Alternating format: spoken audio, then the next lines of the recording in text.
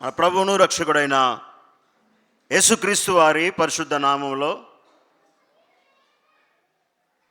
33 వసంతాలు ముగించుకొని 34వ వసంతంలోనికి అడుగుపెట్టినటువంటి ఈ ఖానాపూర్ తెలుగు బ్యాప్టిస్ట్ సంఘమునకు ఒక దైవ సేవకుడిగా ప్రత్యేకమైనటువంటి శుభాలు వందనాలు తెలియచేస్తూ రాబోయేటువంటి దినాలు దీవెనకరముగా దేవుడి మీ సంఘమును నిలబెట్టునుగాక. హల్లెలూయా. తల్లి సంఘం ఎంతగానో ప్రేమించేటువంటి సంఘంలో ఖానాపూర్ సంఘం ఒకటి. హైదరాబాద్ తెలుగు బ్యాప్టిస్ట్ సంఘం మొదటి సంఘ కాపరి రెవరెండ్ డాక్టర్ జి శామ్యూల్ గారు, అలాగే పాస్టర్ ఆఫ్ అఫిలియేట్ డేవిడ్ వి గొల్లపల్లి గారు, వారి పక్షంగా కూడా మీకు ప్రత్యేకమైనటువంటి శుభాలు తెలియజేస్తుంటున్నాను. వారి యొక్క ఆదేశాల మేరకు మీ మధ్యకు రావటం జరిగింది. అనుకోని రీతిగా చాలా సంతోషకరంగా మీ యొక్క పరిస్థితులను చూస్తే ఎంతో ఆనందంగా ఉంది. చర్చి యానివర్సరీ సందర్భంగా, రేపు జరగబోయేటువంటి చర్చి యానివర్సరీ సందర్భంగా రావటం, మాది Andhra Pradesh. Doctor reverend G Samuel గారి యొక్క స్వగ్రామం, వాళ్ళ తమ్ముడి కుమారుడిని. దేవుని యొక్క చిత్తంలో, ఆయన ప్రణాళికలో ఈ దినము ఇక్కడ నిలబడడం దేవుని యొక్క ఉద్దేశమైనది. నిర్గమకాండము 25వ అధ్యాయము 35వ వచనాన్ని ఒకసారి అందరం కలిసి చదువుదాం. నిర్గమకాండము 25వ అధ్యాయము 38వ వచనాన్ని అందరం కలిసి దాని కత్తెర చిప్పయు మేలిమి బంగారంతో చేయవలెను. క్షమించండి, ఈ యొక్క అవకాశం ఇచ్చినటువంటి అధ్యక్షులు ప్రభాకర్ గారికి, అలాగే సంఘ ప్రెసిడెంట్, సంఘ సెక్రటరీ, ట్రెజరర్, కార్యవర్గానికి, సంఘ సభ్యులందరికీ కూడా మరొకసారి ధన్యవాదాలు తెలియజేస్తుంటున్నాను. క్రీస్తునందు ప్రియమైనటువంటి వాళ్ళరా, ఒక యవనస్తుడు వ్యాపారం చేయాలని నిర్ణయించుకున్నాడంట. తాను ఎంత వ్యాపారం చేశాడో కాదు కానీ, తన జీవితంలో అన్నీ ఓడిపోయిన తర్వాత ఒక వ్యాపారం చేయాలని అనుకున్నాడంట. వ్యాపారం చేయాలనుకున్నప్పుడు డబ్బు లేదు. చిన్ని వ్యాపారం, టీ అమ్మే వ్యాపారం చేయాలనుకున్నాడు. ఎక్కడ చేద్దామని ఆలోచిస్తూ ఉంటే తన ఇంటికి దగ్గరగా ఒక రైల్వే స్టేషన్ ఉంది అని అనుకున్నాడంట. నాకు ఇల్లు దగ్గరే, నైట్ 10 గంటలకు వెళ్ళి ఆ రైల్వే ప్లాట్ఫామ్ మీద టీ అమ్మి తిరిగి నేను ఇంటికి రావచ్చు అనుకున్నాడంట. ద ఫస్ట్ డే టీ పెట్టుకున్నాడు. మొదటిసారి అంటే స్కూల్కి వెళ్ళినా, ఎక్కడికి వెళ్ళినా, ఉద్యోగానికి వెళ్ళినా చాలా యాక్టివ్గా ఉంటారు. ఆ మొదటి రోజు టీ పెట్టుకున్నాడు, రైల్వే స్టేషన్కి వెళ్ళాడు. 10 తర్వాత 11 మధ్యలో ఒక ట్రైన్ వచ్చింది. ఆ ట్రైన్ రైల్వే ట్రాక్ మీద ఉంది. ఎంతో ఉత్సాహంతో కలిగినటువంటి వ్యక్తిగా ఈ ట్రైన్ ఈ పక్క నుంచి ముందు నుంచి వెనక వరకు టీ టీ అని అరుస్తూ ఉన్నాడు. తిరుగుతూ ఉన్నాడు. హాఫ్ అన్ అవర్ అయింది, ఆ ట్రైన్ వెళ్ళిపోలేదు. ఒక్కరు కూడా టీ కొనలేదు. చూశాడు, ఆ టీ ఫ్లాస్కో పెట్టుకొని ఒక కుర్చీ మీద కూర్చొని ఏడుస్తూ ఉంటున్నాడు. బాగా గమనించండి, అక్కడ ఆ ట్రైన్ యొక్క టికెట్ కలెక్టర్ చూసి అతని పక్కన వచ్చి కూర్చొని ఏడుస్తూ ఉంటే, ఎందుకు ఏడుస్తున్నావు అంటే, అయ్యా నేను హాఫ్ అన్ అవర్గా నా జీవితంలో అన్నీ కోల్పోయానని, కానీ నేను టీ వ్యాపారం చేద్దామని ఈ యొక్క రైల్వే ప్లాట్ఫామ్ మీదకి వచ్చాను. హాఫ్ అన్ అవర్ నుంచి ఈ ట్రైన్ ఈ పక్క నుండి ఆ పక్క వరకు అరుస్తూ టీ అమ్ముతూ ఉంటున్నాను, కానీ ఒక్క టీ కూడా అమ్ముడు బాలేదని ఏడుస్తూ ఉంటే టికెట్ కలెక్టర్ అంటాడు, చూసి నవ్వుతా ఉన్నాడు. మళ్ళీ టికెట్ కలెక్టర్ అంటున్నాడు, నువ్వేం చేస్తున్నావు అర్థమవుతుందంటే ఇదే చెప్తున్నాడు. టికెట్ కలెక్టర్ ఇంకా అర్థం కాలేదు, ఆయన నవ్వుకుంటా ఉన్నాడు. టికెట్ కలెక్టర్ అన్నాడు, గూడ్స్ ట్రైన్కి నువ్వు ఏం చేస్తున్నాడు? గూడ్స్ ట్రైన్కి నువ్వు, గూడ్స్ ట్రైన్లో ఎవరైనా టీ అమ్మితే టీ కొంటారండి? జీవము లేని చోట ఈరోజు క్రైస్తవులమైనటువంటి మనము ఆరాధించడానికి ప్రయత్నం చేస్తే ఫలితం ఏమని ఉంటుందా? క్రీస్తు యొక్క స్వారూప్యములో, క్రీస్తు యొక్క రక్తములో కడగబడినటువంటి జీవము కలిగినటువంటి సంఘాన్ని ఈరోజు అనేకలైనటువంటి వారు జీవము లేనటువంటి, నిర్జీవము లేనటువంటి సంఘాలుగా ఉంటే ఫలితం వస్తుందా? నువ్వెక్కడ ఆరాధిస్తున్నావు, నీ హృదయంలో నుండి ఆ జీవం బయటికి రావాలి. హల్లెలూయా. నువ్వు ఆరాధించేటువంటి దేవుడు ఎవరు? ఆరాధించేటువంటి దేవుని యొక్క గుణాతిశయాలు ఏంటి, ఆ లక్షణాలు ఏంటి? ఎప్పుడైనా మనం ఆరాధిస్తున్నాం, ఈ ఆరాధించడానికి ఒక బలమైన కారణం ఏదైనా ఉందని మీరు ఎప్పుడైనా ఆలోచించారా?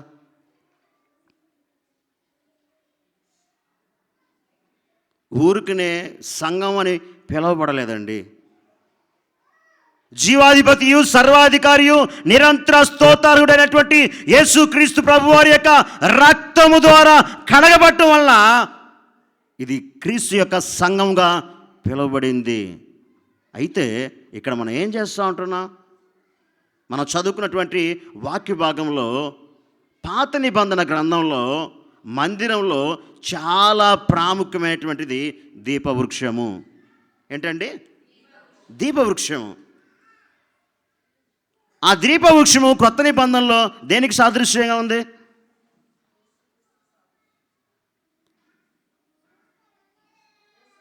ప్రకటన గ్రంథం 1వ అధ్యాయం 13వ వచనం. ప్రకటన గ్రంథం 13వ అధ్యాయం 13వ వచనం. ప్రకటన గ్రంథం 1వ అధ్యాయం 20వ వచనం ఎవరైనా చదవగలరా? ప్రకటన గ్రంథం 1వ అధ్యాయం 13వ వచనం. 7 సువర్ణ దీపస్తంభములను, ఆ దీపస్తంభముల మధ్యను మనిషి కుమారుని పోలిన ఒకరిని చూసి తిని. చాలు, మనిషి కుమారుని పోలిన ఒకరిని చూసి తిని. ఇప్పుడు 20వ వచనం. 20వ వచనం. నీవు చూచిన 7 నక్షత్రాలు కూర్చిన మర్మమును, ఆ 7 సువర్ణ దీప సంగతులను వ్రాయము. ఆ 7 నక్షత్రములు 7 సంఘములకు దూతలు, 7 దీపస్తంభములు 7 సంఘములు. దీపవృక్షం అంటే ఏంటండి? దీపవృక్షం అంటే ఏంటి? సంఘం. దీపవృక్షము, ఆవరణంలో ఉన్నటువంటి దీపవృక్షము చాలా విలువైనటువంటిది. దేవుడు ఒక కొలతలు చేసి ఆవరణముని, పరిశుద్ధ స్థలాన్ని నిర్మించబడినప్పుడు ఆవరణము, పరిశుద్ధ స్థలము, అతి పరిశుద్ధ స్థలము, ఈ యొక్క 3 భాగాల్లో ఉన్నటువంటి 6 రకాలైనటువంటి ఉపకరణాలు ఉన్నాయి. 6 రకాలైనటువంటి ఉపకరణాలలో దీపస్తంభము చాలా ప్రాముఖ్యమైనటువంటిది. ఆ దీపస్తంభము చాలా విలువైనటువంటి 40 ఈసెల బంగారంతో చేయబడింది. అంటే ఈ రోజుల్లో 54 కేజీల బంగారంతో చేయబడింది. నేను అనుకుంటాను 54 కేజీలు అంటే 54 కోట్లుగా అవుతుందేమో ఇప్పుడు. ఎంత అండి? ఇక్కడ విలువ గురించి ఎందుకు చెప్తున్నానంటే, భూమి మీద రకరకాలైనటువంటివి చాలా విలువైనటువంటివి ఉన్నాయి. బాగా గమనించండి. విలువైనటువంటి కట్టడాలు ఉన్నాయి, విలువైనటువంటి వస్తువులు ఉన్నాయి, విలువైనటువంటి అనేకమైనటువంటి ఒక వ్యక్తికి ఒక మనిషి విలువ, ఇలాగ చెప్పుకుంటూ పోతూ ఉంటే చాలా విలువైనవి. అక్కడికి వెళ్ళి అవి చూడాలా, ఇక్కడికి వెళ్ళి అవి చూడాలా, ఎన్ని ఉన్నా ఈ భూమి మీద విలువైనటువంటిది ఏంటండి? జీవము కలిగినటువంటి దేవుని సంఘం. హల్లెలూయా. ఎందుకు జీవము కలిగినటువంటి దేవుని సంఘము విలువైందంటే అది క్రీస్తు యొక్క రక్తముతో కొనబడినది. క్రీస్తు యొక్క రక్తానికి ఎవరైనా విలువ కట్టగలరా? సంఘానికి కూడా ఈ గోడలు లేకుండా, అసలు ఏం లేకుండా ఒక చెట్టు కింద కూర్చొని 2 వ్యక్తులు ఆరాధించినా ఈ ప్రపంచంలో అన్నిటికంటే అదే విలువైనది. అలాంటి జీవము కలిగినటువంటి క్రీస్తు యొక్క రక్తం ద్వారా కలబడినటువంటి ఖానాపూరు సంఘము జీవము కలిగినటువంటి సంఘంగా, అది ఆ దీపస్తంభము బంగారు వాటితో ఆ 6 దినాలు నిర్మించబడవచ్చు. కానీ ఈరోజు ఆ బంగారం కంటే క్రీస్తు యొక్క రక్తం కడగబడినటువంటి ప్రతి పాపి ఆ పాపములు కడుక్కొని సంఘంగా చేర్చబడినటువంటి ఈ ఖానాపూర్ సంఘం కూడా ఆ బంగారు కంటే విలువైనటువంటి వారు మీరు కదా. ఎందుకు? క్రీస్తు యొక్క రక్తంలో మీరు కడగబడ్డారు కాబట్టి. ఆ దీప వృక్షము యాజకుడు ప్రతిరోజు ఎవ్రీడే ప్రతిరోజు ఏం చేస్తాడు తెలుసా? యాజకుడు సాయంకాలం ఆవరణం గుండా వెలుతురు మందిరంలోనికి వస్తూ ఉంటుంది. ఆ నిర్మాణం ఎలాగ ఉంటుందంటే ఖచ్చితంగా వెలుతురు పడే విధంగా నిర్మాణం జరిగించబడింది. ఆ మందిరం ఆ లోపలికి వెలుగు వచ్చుద్ది. వెలుగు ఆరిపోయే లోపలే ప్రధాన యాజకుడు వెళ్ళి ఆ దీప వృక్షాన్ని, అంటే ఆ దీప వృక్షానికి 7 ప్రకాండాలు ఉంటాయి, ఆ 7ని వెలిగిస్తాడు. వెలిగించిన తర్వాత ఆ వెలుగు ఆ ఆవరణ మొత్తం నిండుకున్న తర్వాత అతను బయటికి వచ్చేస్తాడు. మళ్ళీ ఉదయాన్నే లేచి వెళ్ళి ఆ దీపవృక్షం వెలిగినటువంటి దానిని ఆర్పిన తర్వాత రాత్రంతా వెలుగుద్ది కదా. రాత్రంతా వెలిగిన తర్వాత ఆ దీపవృక్షము మసి వస్తుంది. ఆ మసిని ఏం చేస్తాడంటే బంగారు కత్తిరి తీసుకొని ఆ కత్తిరితో కత్తిరించి ఆ మసిని తీసుకొని బంగారు చిప్పలేస్తారు. పూర్వ రోజుల్లో లైట్లు ఇవేవి లేనప్పుడు బుడ్డి వెలిగించుకుంటాం. అర్థమవుతుందా? బుడ్డి అంటే ఆంధ్ర కాబట్టి మీకు అర్థమవుతుందా? బుడ్డి వెలిగించుకుంటాం. ఉదయాన్నే నుసిమి దాన్ని తీసేసి ఏం చేస్తాం? పేపర్లో బాగా భద్రపరిచి బీరువాలో పెట్టుకుంటామా? కానీ ఇక్కడ ఆ దీప వృక్షము వెలుగుతూ ఉన్నప్పుడు ఉదయాన్నే వెళ్ళి ప్రధాన యాజకుడు దానిని ఆర్పేసి బంగారు కత్తిరి తీసుకొని దాన్ని కత్తిరించిన తర్వాత ఆ ఉన్నటువంటి మసిని తీసుకొని భద్రంగా బంగారు చిప్పలో పెట్టి భద్రపరచాడంటే ఏదో ఒక కారణం ఉంది. ఈరోజు ఇంకో 10 నిమిషాలు ఉంది నాకు ఇవ్వనండి సమయం. ఆ బంగారు చిప్ప అంటే దేవుని సన్నిధిలో మనం చేసిన క్రియలు. హల్లెలూయా. దేవుని సన్నిధిలో మనం చేసిన క్రియలన్నీ ఏమవుతాయి? కత్తిరించి పడవేయబడతాయా? ఆ దీప వృక్షం వెలుగుతూ ఉంది, ప్రకాశిస్తూ ఉంది. ఆ ఆవరణం పరిశుద్ధ స్థలం, అతి పరిశుద్ధ స్థలంలోనికి ఆ యొక్క దీపవృక్షం నుండి వెలుగు వచ్చింది. ఆ వెలుగు ప్రకాశిస్తుంది. ప్రకాశించబడిన తర్వాత అక్కడ చీకటినే పారుదోలింది. రాత్రి అంతా వెలిగింది కనుక ఆ వెలిగినటువంటి వెనకాల ఆ క్యాండిల్ని, ఆ దీపాలను చూస్తాం, కానీ మధ్యలో ఉన్నటువంటి దారాన్ని ఎవరు కూడా చూడరు. దాన్ని కత్తిరించేసి ఆ కత్తిరించిన తర్వాత ప్రధాన యాజకుడు దాన్ని తీసుకొని బంగారు చీపలో వేస్తారు. ప్రియమైనటువంటి వాళ్ళరా, మనము కూడా ఈ దీపవృక్షం, క్రొత్త నిబంధనలో ఉన్నటువంటి ఈ దీపవృక్షం, ఈ సంఘం వెలిగించబడ్డాక మనమందరం కూడా ఆ వెలిగేదానికి వెనుకునేటువంటి దారాల్లాగా ఉండాలా. హల్లెలూయా. చాలామంది అనుకుంటారు, నాకు గౌరవం దక్కట్లేదండి, మందిరానికి వెళ్తున్నాను, నాకు పాట ఎవరండి, మందిరానికి దక్కుతున్నాను. అనంతపురంలో ఒక మీటింగ్స్ ఏర్పాటు చేస్తే నేను కూడా వెళ్ళాను. వన్ ఆఫ్ ద స్పీకర్గా వెళ్ళాను.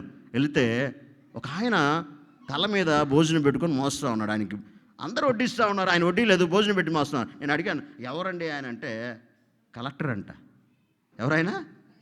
కలెక్టరు. ఆయనకి వడ్డీ చేత కాకపోతే ఆ కలెక్టరు భోజనాలు 3 రోజుల మీటింగ్స్కి భోజనాలు ఖర్చు అంతా ఆయనే పెట్టుకున్నాడు. అయితే ఆయన సాటిస్ఫాక్షన్ అవటంలే, సంతృప్తి చెందట్లే. నేను ఏదో ఒకటి చేయాలా, ఈ మీటింగ్స్ కొరకు, దేవుని యొక్క పరిచర్య కోసం ఏదో ఒకటి చేయాలా. దేవుడు నన్ను ఈ స్థితిలో నిలబెట్టాడు, నన్ను గౌరవపరమైనటువంటి స్థితిలో ఉంచాడు, నేను ఏదో ఒకటి చేయాలని చెప్పేసి ఆయన అనామకుడిగా వడ్డీని కూడా చేతకానటువంటి స్థితిలో ఉన్నటువంటి ఆయన తల మీద పెట్టుకొని పరిగెడుతూ వడ్డించేటువంటి వారు అందరికీ ఇస్తూ ఉంటున్నారు. కానీ కొంత టయానికి ఆయన పక్కన వేయబడతాడు. కానీ అవి ఎక్కడ జ్ఞాపకం ఉంటాయి? ఆ బంగారు చిప్పలో ఆ వెలిగినటువంటి ఆ తాడు మసి అయిపోయిన తర్వాత ఆ కత్తిరించి ఆ బంగారు చిప్పలు ఎలా అయిపడతాయో మీ క్రియలన్నీ కూడా అలాగనే. ప్రియమైనటువంటి వాళ్ళరా, ఈరోజు ఈ దీపస్తంభం అనేటువంటి ఈ సంఘము వెలిగించబడాలంటే మీ క్రియలు చాలా ప్రాముఖ్యమైనటువంటి, మీ పనులు చాలా ప్రాముఖ్యమైనటువంటి, మీ ధనము, మీ సమయము, మీకున్నటువంటి పని, మీకున్నటువంటి మంచి మాటలు, మీకున్నటువంటి పరిచర్య, ప్రతిదీ కూడా సంఘములో అవి ఎవరికి కనపడాల్సినటువంటి పని లేదు. కానీ సమయం వచ్చినప్పుడు ఖచ్చితంగా పనివాడు జీతం నాకు పాత్రుడు. అంత మాత్రమే కాదు, ప్రభునందు మీ ప్రయాసము వ్యర్థమవుతుందండి. ఇక్కడ ఎవరండి గౌరవించకపోతే మనకే మనం జీవం కలిగినటువంటి దీప సంఘములో వెలిగేటువంటి జ్యోతుల్లాగా ఉండాలనుకుంటున్నాం. ఒకరికి కనపడాల్సినటువంటి పని లేదు. ఆ దారం గురించి ఎవరు లెక్క చేయరు, ఆ దారం గురించి పట్టించుకోలేరు. కానీ ఆ దీపస్తంభాన్ని, సంఘం ఉంది ఇక్కడ, ఈ సంఘంలో మనుషులు లేకపోతే సంఘం అంటారా దీన్ని? వెలిగించబడుతుంటుందా? దీపస్తంభం ఉంది, ఆ దీపస్తంభంలో యాజకుడు ఆ థ్రెడ్ ఉందా, ఆ తాడు ఉందా లేదా చూడకుండా వెలిగిస్తే ఎన్ని రోజులు వెలిగించినా కానీ ఆ ట్రైన్ దగ్గర, అతను గూడ్స్ ట్రైన్ దగ్గర టీ అమ్మితే ఏం ప్రయోజనం ఉండదు. దైవ సేవకుడుగా అక్కడ నక్షత్రాలు అంటే యాజకులకు గుర్తుగా ఉంది, దీపస్తంభం అంటే ఆ సంఘానికి ఉంది. యాజకుడు వాక్యాన్ని బోధించినప్పుడు కానీ, ఇక్కడ పరిచయం చేసినప్పుడు కానీ ఆ విశ్వాసుల యొక్క స్థితిని ఖచ్చితంగా గమనించాలి. ప్రియమైనటువంటి వాళ్ళరా, ఈ రాత్రి కాల సమయనందు 33 వసంతాలుగా మీరు దేవుని సన్నిధిలో ఇక్కడ ఎన్నో ప్రార్థనలు చేసి ఉంటారు. ఈ 33 సంవత్సరాలుగా మరి రాళ్ళు మోసినటువంటి వారు ఉంటారు. 33 సంవత్సరాలుగా వారికి కలిగినది మొత్తాన్ని ఇచ్చినటువంటి వారు ఉంటారు, సమయాన్ని ఇచ్చినటువంటి వారు ఉంటారు, ప్రతిదీ ఇచ్చినటువంటి వారు ఉంటారు. కానీ ప్రభు సన్నిధిలో దేవుడు ప్రతిదీ కూడా కత్తిరించి ఆ బంగారపు చిప్పలో దాయబడిన రీతిలో మీ జీవితాలన్నీ కూడా దాచివేయబడతాయి. ఒక చిన్న విషయాన్ని చెప్పి నేను వాక్యాన్ని ముగించేస్తూ ఉంటాను. రాజైనటువంటి హిజ్కియా మరణకరమైనటువంటి రోగము వచ్చింది. ఎట్ ద ఏజ్ ఆఫ్ 25 తన రాజ్యాన్ని పరిపాలించడానికి వచ్చాడు. సమయం లేదు కనుక మరి ఆయన, మీరు తర్వాత దినవృత్తాంతాల గ్రంథం, 2వ దినవృత్తాంతాల గ్రంథాలు చూస్తే చదువుకోవచ్చు. ఆయన 25వ సంవత్సరంలో ఆయన రాజ్యాన్ని పరిపాలించడానికి వచ్చాడు. పరిపాలించడానికి వచ్చినప్పుడు రాజ్యం చిన్నాభిన్నం అయిపోయింది. కానీ ఆయన ఒక 25వ ఏట ఒక యంగ్ జనరేషన్ ఉన్నటువంటి యవనస్తుడు రాజు అయితే, ఇప్పుడు భాషలో చెప్పాలంటే ఏం చేస్తారు? ముఖ్యంగా తినేదానికి, తాగేదానికి ప్రాధాన్యత ఇస్తూ ఉంటాడు. కానీ అతడు ఆ మందిరాన్ని శుద్ధీకరించడానికి ఆయన తన వంతు ప్రయత్నం చేస్తుంటాడు. ఆ మందిరాన్ని పరిశుద్ధపరిచాడు, ఇవన్నీ చేశాడు. అయితే ఆయనకి ఏమొచ్చింది? మరణకరమైనటువంటి రోగం వచ్చింది. ప్రవక్త అయినటువంటి యెషయా వచ్చాడు. యెషయా వచ్చి, నువ్వు మరణకరమైనటువంటి రోగం వచ్చింది, నీ ఇంటినంటే ఏం సమర్పించుకోవాలంటే ఆయన సిద్ధపరచుకోవాలా? దేవునికి దూరంగా ఉన్నాడా? మరి ఎందుకు ఇంటిని సిద్ధపరచుకోమన్నాడు? అప్పుడు వరకు పాడైపోయింది రాజ్యం. బాగా గమనించండి. అప్పుడు వరకు హిజ్కియా ఆ రాజు వచ్చే సమయం వరకు ఆ రాజ్యం చాలా చిన్నపిన్నంగా ఉంది, విగ్రహారాధన అయిపోయింది, దేవునికి ఇష్టమైనటువంటి రాజ్యంగా లేదు.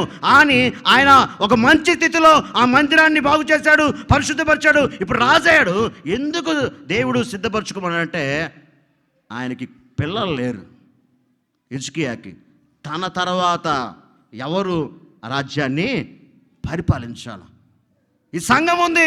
ఈరోజు ఒక తరం వెంబడి ఒక తరం, ఒక తరం వెంబడి ఒక తరం, ఒక తరం వెంబడి ఒక తరం వస్తున్నాం వెళ్ళిపోతున్నాం అంటే ఫలితం మనం ఆశించాలా ఖచ్చితంగా. అందుకే ఆ హిజ్కియా జీవితం ముగిసే లోపల తన ఇంటిని సిద్ధపరచుకోమంటే, తన రాజ్యాన్ని సిద్ధపరచుకోమని చెప్తా ఉంటున్నాడు. ప్రియమైనటువంటి వాళ్ళ, దయచేసి సంఘంలో ఉన్నటువంటి ప్రతి ఒక్కరికి నేను తెలియచేసేటువంటి మాటలు, తెలియచేసేటువంటి సందర్భం, ఈ యొక్క 33 సంవత్సరాల్లో మీరు ఎన్ని సంవత్సరాలు భాగస్వాములుగా ఉన్నారో నాకు తెలియదు. మీరు ఎలాంటి ప్రాధాన్యం కలిగినటువంటి వారుగా ఉన్నారో, ప్రాధాన్యం లేనటువంటి వారుగా ఉన్నారో నాకు తెలియదు. కానీ దేవుడు స్పష్టంగా మీతోనే మాట్లాడేటువంటి మాట ఏంటంటే, నీ సంఘం గురించి నీ ప్రాధాన్యత ఏంటి? హల్లెలూయా. సంఘంలో నీ ప్రాధాన్యత లేకపోతే, ఈ జీవం కలిగినటువంటి దేవుని సంఘంలో, ఈ సృష్టిలో విలువైనటువంటి అమూల్యమైనటువంటి రక్తము చిందించేటువంటి దేవాతి దేవుడు నీ నుంచి ఏమీ ఆశించలేదు. కానీ ఈ సంఘాన్ని పడిపోకుండా చూసుకోవాల్సిన బాధ్యత ఎవరిదండి? ఎవరిది? మనదే. అందుకే ప్రతి నిత్యము మన సంఘాన్ని చక్కబెట్టుకునే దానికి ప్రార్థనలో అవసరం. హిజ్కియా అక్కడ ప్రార్థన చేస్తూ ఉంటున్నారు. ఒక మాట మనం చూద్దాం. అక్కడ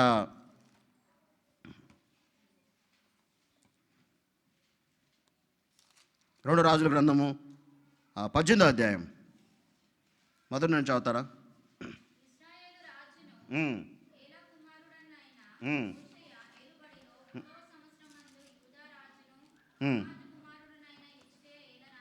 అమాజు కుమారుడైన హిజ్కియా ఏలన ఆరంభించాను. అతడు ఏలన ఆరంభించినప్పుడు యెరూషలేమునందు 29 సంవత్సరములు ఏలెను. అతని తల్లి అయిన జకరియా కుమార్తె, ఆమెకు అబి అని పేరు. చాలు, 29 సంవత్సరాలు దేవుని యందు భయభక్తులతో పెంచాడు. ఇప్పుడు చూడండి, 20వ అధ్యాయము 2వ రాజుల గ్రంథము 20వ అధ్యాయము 3వ వచనం.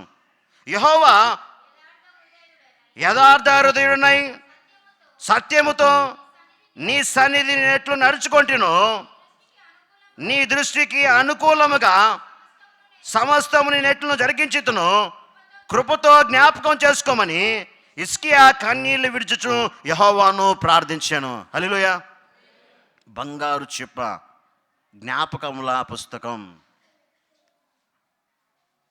హిజ్కియా ఏమంటున్నాడు? దేవునికి తెలియదా హిజ్కియా నడిచినటువంటి నడక, హిజ్కియా నడిచినటువంటి ప్రవర్తన? హిజ్కియా ఏం చేశాడు దేవునికి తెలియదా? కానీ హిజ్కియా ఇక్కడ ఏమంటున్నాడు గమనించలేతే, యెహోవా యథార్థ హృదయుడనై సత్యముతో నీ సన్నిధిని ఎట్లు నడుచుకుంటునో, నీ దృష్టికి అనుకూలంగా సమస్తమును నేను ఎట్లు జరిగించుతునో, కృపతో జ్ఞాపకం చేసుకోమని హిజ్కియా కన్నీళ్లు విడుచుచు యెహోవాను ప్రార్థించాను. మరణకరమైనటువంటి రోగం రాబోతోంది. రాచుపుండు అంటారు తెలుగులో చెప్పాలంటే క్యాన్సర్. ఒక భక్తుడు అంటాడు, ఆ క్యాన్సర్ పురుగులు అంట తింటా బయటకు వస్తే ఈ ఏలు మందం ఉండేటువంటి అంట. అవి వచ్చినప్పుడు భయంకరంగా అరిచేటువంటి వాడు. అంటే అతను చనిపోతాడని అతనికి తెలుసు. కానీ దేవుడు ఏమి జ్ఞాపకం చేసుకున్నట్టే, ఆ జ్ఞాపకపు పట్టీలో ఉన్నటువంటి యెహోవా దేవుడు తన జీవితాన్ని జ్ఞాపకం చేసుకుని తిరిగి 15 సంవత్సరాలు తిరిగి ఆయుష్నిచ్చాడు. హల్లెలూయా. ప్రియమైనటువంటి వాళ్ళరా, ఈ సంఘం అనేటువంటి ఈ దీపవృక్షంలో మీ అన్ని విజ్ఞాపనల్ని సమస్తాన్ని ఆ బంగారపు చిప్పలో దేవుడు భద్రపరిచి ఉన్నాడు. అవి మంచి కావచ్చు, చెడు కావచ్చు. హిజ్కియా జ్ఞాపకం చేసుకోమన్నప్పుడు తిరిగి దేవుడు మళ్ళీ మాట్లాడలేదు. 15 సంవత్సరాలు. ఎవరైనా ఈ భూమి మీద నేను 15 సంవత్సరాలు బ్రతకగలను అని చెప్పాడంటే హిజ్కియా ఒక్కడే చెప్పుంటాడు. ఈ క్షణంలో మనం చెప్పగలమా? నెక్స్ట్ మినిట్ ఏమైపోతాము, నెక్స్ట్ సెకండ్. ఇక్కడ వాక్యం చెప్తాను. ఈ మధ్య ఒక దైవ సేవకుడు కూడా వాక్యం చెప్తానే ప్రభు సన్నిధిలోకి వెళ్ళిపోయాడు. ఎవరైనా చెప్పగలమా? కానీ హిజ్కియా చెప్పగలడంటే దేవుని యొక్క సన్నిధిలో తన చేసిన క్రియలను బట్టి ఆయన తిరిగి 15 సంవత్సరాల ఆయుష్ను పొందాడు కాబట్టి ఆయన చెప్పగలిగాడు. అందుకే ఈ జీవం కలిగినటువంటి దేవుని సంఘంలో నిలబడినటువంటి ప్రతి ఒక్కరము కూడా క్రీస్తు యొక్క అమూల్యమైనటువంటి రక్తం ద్వారా కడగబడినటువంటి మనము ఈ దీప సంఘమైనటువంటి ఈ సంఘము వెలుగుతూ ప్రకాశించాలంటే, వెలుగుతూ అనేకులకి మార్గదర్శకంగా ఉండాలంటే, ఈ సంఘం ముందు నిలబడేటువంటి ప్రతిది కార్యము అనేక మందిని ఆకర్షించాలంటే, దైవ సేవకుడు పరిశుద్ధాత్మ చేత నింపబడి అనేక ప్రాంతాలకు వెళ్ళి మీ సంఘం ద్వారా వాక్య ప్రచురణ చేసినప్పుడు ఆ వాక్యం ద్వారా అనేక ఆత్మలు రక్షించబడాలంటే ఆ జ్ఞాపకం అనేటువంటి ఆ పుస్తకంలో మీ పేర్లు ఖచ్చితంగా ఉండాల్సిందే. ఎందుకు తెలుసా? మీరే దైవ సేవకునికి గొప్ప విలువైనటువంటి వారుగా ఉంటున్నారు. మీ ప్రార్థనలు అవసరం. దైవ సేవకుడు వెనకాల మీ కృప అవసరం. సంఘం వెలిగించబడాలంటే దైవ సేవకుడు ఒక్కడి వల్ల కాదు, విశ్వాసం వల్ల కాదు, మీరందరూ కలిసి వెలిగేటువంటి ఆ దీపస్తంభం, ఈ సంఘాన్ని వెలిగించేటువంటి వారు మీరే. క్రీస్తునందు ప్రియమైనటువంటి వాళ్ళరా, ఇదే మరణకరమైనటువంటి స్థితిలో సంసోను కూడా అంటాడు, అయ్యా నన్ను ఒక్కసారి జ్ఞాపకం చేసుకో. ఆయన కూడా ఆ బంగారపు చెప్పులో ఉన్న విధంగా ఆయన అన్ని విషయాలు దేవుడికి తెలుసు. హిజ్కియా ప్రార్థించినప్పుడు ఆ ప్రార్థన వెళ్ళి మరణముల నుండి జీవంలోనికి దేవుడు తీసుకొని వచ్చాడు. అదే సంసోను కళ్ళుపోయిన స్థితిలో ఉన్నాడు, కానీ ఆయన మరణానికి అప్పగించడం జరిగింది. ఒకప్పుడు నాజీరు చేయబడినటువంటి వాడుగా ఉన్నాడు. ప్రియమైనటువంటి వాళ్ళరా, ఈ రోజుల్లో గమనించినట్లయితే దేవుని యొక్క సువార్త ప్రకటించడానికి చాలా కష్టతరమైపోయింది. దేవుని యొక్క వాక్యము ప్రకటించబడడం కష్టమైపోయింది. దేవుని యొక్క సువార్త ఇతరులకు చెప్పాలంటే కష్టమైపోయింది. ఈ కష్టతరమైనటువంటి పరిస్థితుల మధ్య నువ్వు కనపడినా కనపడకపోయినా ఈ సంఘమైనటువంటి దీపవృక్షము వెలిగించబడాలంటే నీ క్రియలు అవసరము, నీ పని అవసరము, నీ సమయం అవసరము, నీ ఆర్థిక వనరులు అవసరము. నీ కలిగినటువంటి సమస్తము కలిగినది ఏది కూడా దేవుని వలన కాక మరి దేని వలన కలగలేదు. కాబట్టి ఆయన ఇచ్చిన వాడు దేవుడే కనుక సమస్తాన్ని దేవుని కొరకు మీరు ఖచ్చితంగా అప్పగించుకోవాలి. సమయం అయిపోయింది కనుక ఈ ఖానాపూర్ తెలుగు బ్యాప్టిస్ట్ సంఘం ఆ దీపస్తంభంలాగా వెలుగుతున్నదంటే కారణం మీరే. చప్పట్లు కొట్టుకోండి అండి. మీరే. మీ యొక్క ప్రవర్తన దినదినము ఆలోచించుకోవాల్సిన అవసరం ఉంది. మీ క్రియల గురించి మీకు మీరే ప్రశ్నించుకోవాల్సినటువంటి అవసరం ఉన్నది. అపోస్తలుడైనటువంటి పౌలు అంటారు, నేను దినదినము నా సిలువను ఎత్తుకొని నేను వెంబడిస్తూ ఉంటున్నాను, నా సిలువను నేను మోస్తూ ఉంటున్నాను. ఎంతమంది వాక్యపు వెలుగులో వాక్యం ద్వారా మీ జీవితాలను మీరు ప్రశ్నించుకుంటున్నారు, మీ క్రియలను ప్రశ్నించుకుంటున్నారు, సంఘంలో నీ పని ఏంటని ప్రశ్నించుకుంటున్నారు, సంఘంలో నీ పాత్ర ఏంటని ప్రశ్నించుకుంటున్నారు. అలా లేకపోతే ఈ సంఘం నిర్జీవం అయిపోతూ ఉంటుంది. నువ్వు ఎన్ని ప్రయత్నాలు చేసినా నువ్వు ముందు వెలిగించబడాలా, నీ వెలుగు ఇతరులకి ప్రకాశించబడేటువంటి విధంగా ఉండాలా. రెండో వాక్యాన్ని మనం చదివించాం.